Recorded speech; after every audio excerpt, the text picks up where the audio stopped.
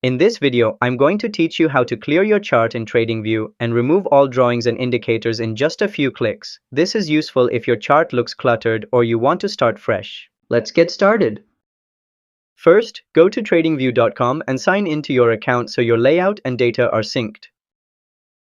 Next, go to the Products tab at the top and open the drop-down. Then, click Supercharts so you can access your interactive chart view. After that, look at the left sidebar and locate the trash can icon. This is your clear tool. Now click that icon and a menu will appear where you can choose to remove drawings only, indicators only, or both. Just pick the option you prefer and your chart will instantly be cleared. And that's how you clear your chart in TradingView. It's super simple and helps keep your workspace clean and focused. If this helped you, be sure to like the video and subscribe to How to Tutor for more quick guides like this. See you next time!